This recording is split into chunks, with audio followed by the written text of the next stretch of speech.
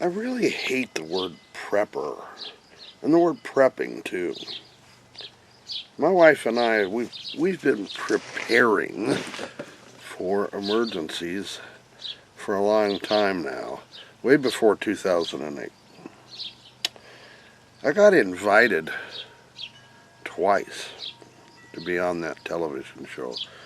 The words prepper and prepping were made up by a media conglomerate so they could profit off of the efforts of other people. And everybody that went on that show, first they wound up showing the whole world what they had. And second, the show made every single one of them turn out to look like an idiot. And then at the end of the show, Southern Prepper 1 and Engineer 775, those were the judges at the end.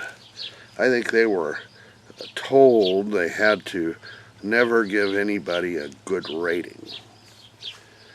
And we don't have a shipping container, a Connex is the word I wanted to say, full of stuff stored away. We don't have storerooms full of stuff. But we do have some stuff set aside for emergencies. And we have been preparing for emergencies for quite a while. The last year and a half have given us some pretty good wake-up calls, haven't they? Remember about March of 2020? This stuff. Can you see it? I can't see the screen on my camera very well. It's too bright out here. Remember when this was going for $10 a roll on eBay? We weren't too worried about it. Let me grab the camera and turn it around here. Sorry for that. We had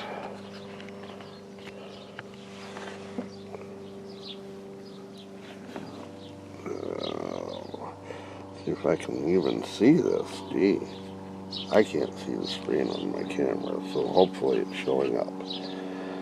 A couple cases. Alright, stored away. Not much.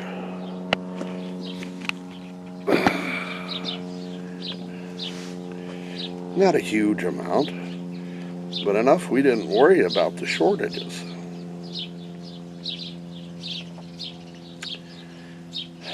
I think we've used one. That case I just showed you had 96 rolls in it. And when this stuff goes short, we've got enough to last for a few months, and that's really all you need. It's not hoarding. We bought it at Dollar General, no less. A couple cases, 7, 8, 10 years ago, I can't remember. And we've had it squirreled away on the shelf on the back of the closet. Bought it on sale at 29 cents a roll. And we're not hoarding it. We don't have a pickup load or a room full, a storage locker somewhere, pallets of it. But we got enough to get by if there's a shortage. And that's what preparing for emergency should be all about. Remember last February, I'm sure you do, all the power went out in Texas and there was trouble with the water. And they had a boil order. You had to boil your water from the tap. Well, there was, let me let this diesel pickup go by because it's going to make a lot of noise.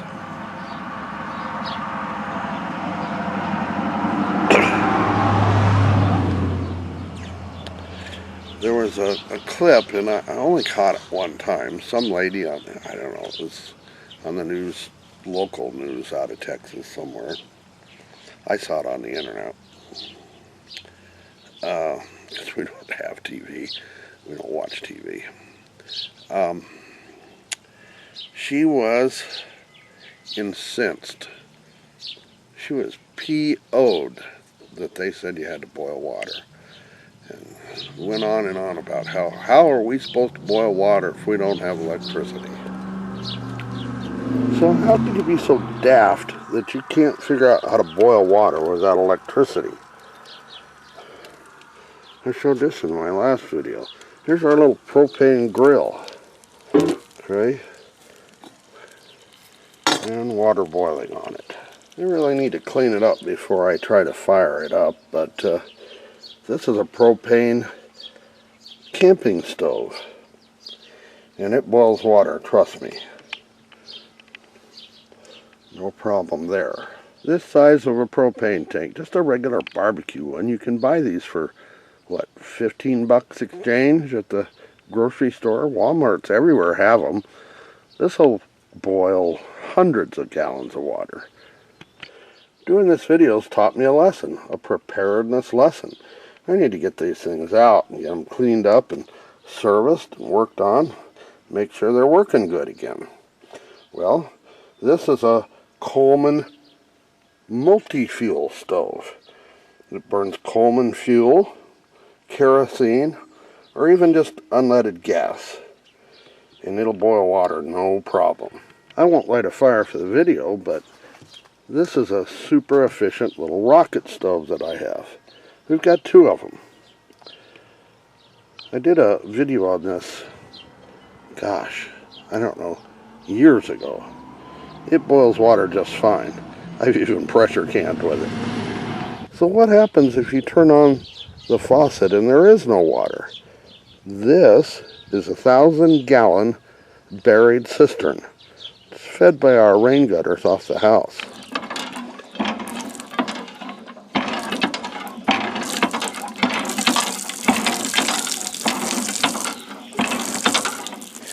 We have an actual hand pump live well. It's a shallow well, and I don't trust it. It's probably, you know, we live in the middle of corn and soybean country, so it has, I'm sure, too much of a particular weed killer in it that isn't good for you. I won't name the weed killer.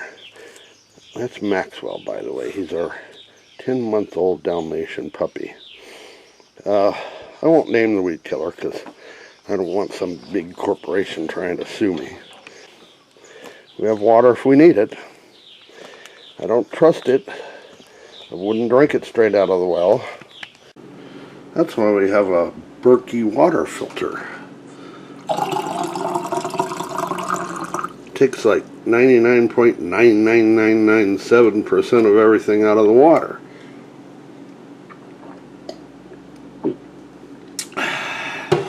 Tastes better than bottled water. So we have plenty of water available, and we can make it drinkable, no problem. One thing I always say about being prepared: you don't have to be able to outrun a bear if it comes into your campsite. You just have to be faster than the slowest camper. Here comes another car coming by. We'll let it go by.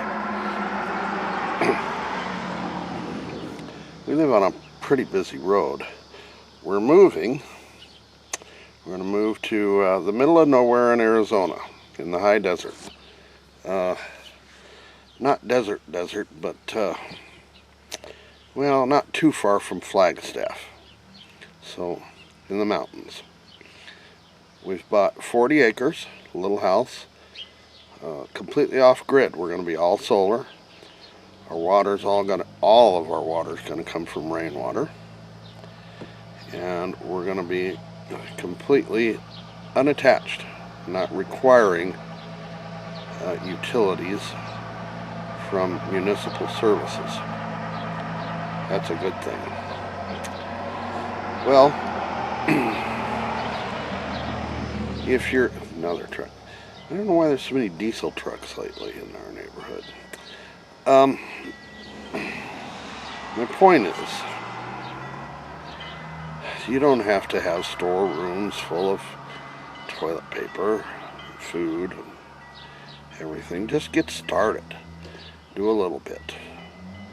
It's not a big deal. Add a few extra cans of tuna or Spam to your cart when you go grocery shopping next time. Maybe a bag of rice. Maybe some beans. Do a little here and there. Do the best you can. If you're in the inner city, get the hell out. There is no reason you have to be. I mean, I see people all the time, have people tell me that they've got relatives they're taking care of that are sick, and they have to hang around and take care of them for a while. But as soon as you can, get out. Make plans now. Be ready. I mean, if grandma's, this is insensitive for me to say, but if grandma's on her last leg, the day after the funeral, you need to be on the road. Get out to the middle of nowhere and get out of the cities, because that's where the biggest trouble's going to be in the near future. We're seeing it in Cuba now. We're seeing it in France now. If you just look it up, the media is not going to tell you about a lot of this, but there are huge riots in France. Huge riots in Afghanistan, huge riots in Cuba, and major cities in the U.S. I guarantee you, this is a prediction, within 5 years, major cities in the U.S., some of them are going to be about burned to the ground. You live in a big city like Chicago or New York, you know, Chicago's got the strictest gun laws of anywhere in the country, I think. New York, maybe. Yet they have multiple. I bet this weekend they'll come back and say there was at least a dozen people killed by gunfire. The government can't control a thing. Pretty soon they're going to clamp down. There'll be a lot more oppression.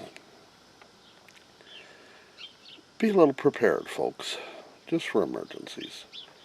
You know, I'm not going to get into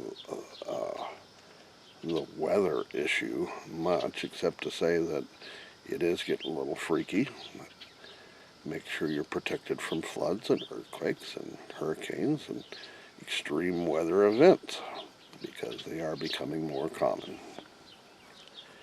And make sure you have plenty of water available. You can only live with that without that for 3 days. Make sure you have food.